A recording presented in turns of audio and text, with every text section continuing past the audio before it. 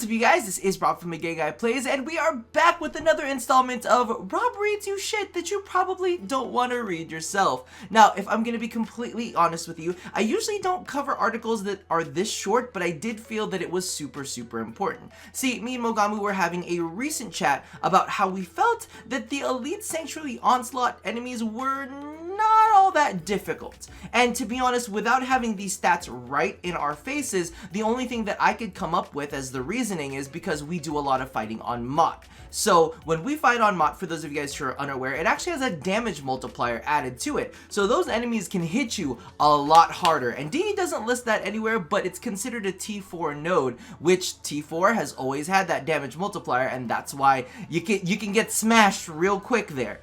So when I read this article, I was like, oh shit, well, I definitely need to talk to people about this because it wasn't just me who apparently thought it was too easy.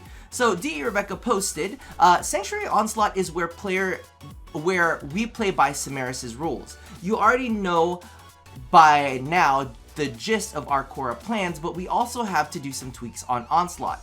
Here is what we're doing with Elite Sanctuary Onslaught. Our plans with this are a bit tougher to map out succinctly because the mode still needs attention to fixes. However, some data has come back that we don't want to keep to ourselves. Good job, DE. Be straightforward. Don't be Bungie. Don't hide shit, you know. Enemy scaling is broken.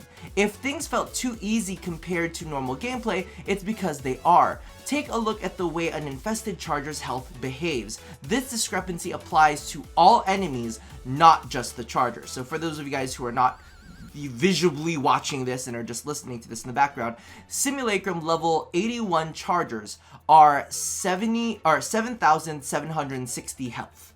Alright, in the Sanctuary level 81s, that same charger only has 1,792. So from 7,700 to 1,700. That is a massive freaking discrepancy and makes so much sense as to why some of these enemies are just not hitting as hard as they normally are or staying alive for as long as they normally are. So that's kind of crazy. That's like a 6,000 point discrepancy. This is semi-complicated to fix because in a way it has led to Holo gains. Enemies are providing significantly more affinity and thus focus, but in reality are much weaker than they should be. To maintain the current difficulty of the mission type as best we can, we have to lower enemy levels, which will impact focus gains. We absolutely intend on this mode still being a focus boon, and playtesting shows that gains are still enormous compared to normal play elsewhere, with Adaro strategies being the exception. We understand the importance of reaching Zone 8, and will tweak numbers carefully to ensure that the mark is still reachable before enemy difficulty is too high. But as a mode intended to offer bite-sized arcade-style gameplay, we are adjusting later stages to further limit run duration. Efficiency stimuli will no longer appear past Zone 15, and efficiency drain reaches a 10 times normal rate by Zone 20 instead of capping at 6 times. Leaderboards will also be completely reset as soon as we continue to fix up the issues, and they won't see a real roll until we're ready. The hotfix notes, either today or tomorrow, will have full details on this just as a TLDR. TLDR that enemy scaling is broken and difficulty changes will follow. P.S. I thought I was actually really good at making builds, but sometimes the scaling is simply not working.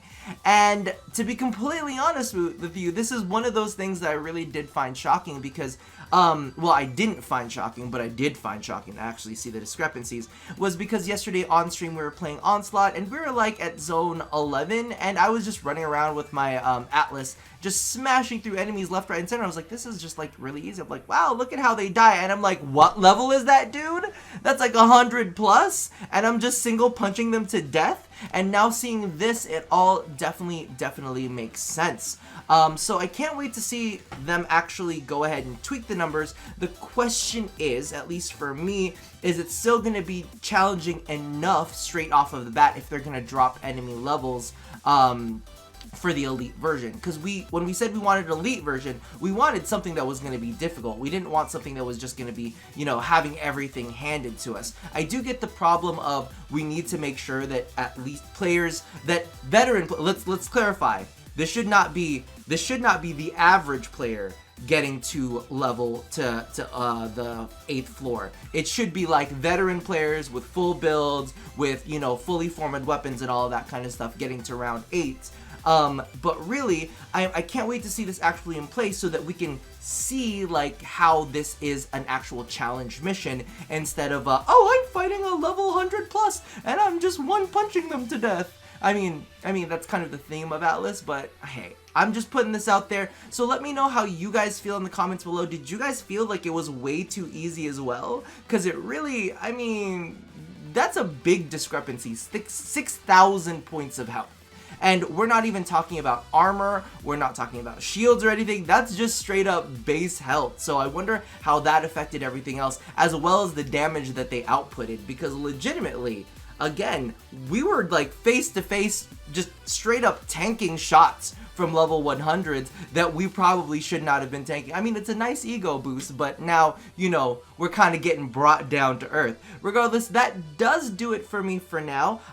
Curious to see how you guys feel about all of this down in the comments below. And as always, love somebody, hurt nobody, and touch your body. You know, I'm gonna just add one last thing. I'm glad that at least Onslaught works now. Because it was not working for me on stream at all. So now at least I could play it, right? Anyway, I'll see you guys next time. Bye-bye!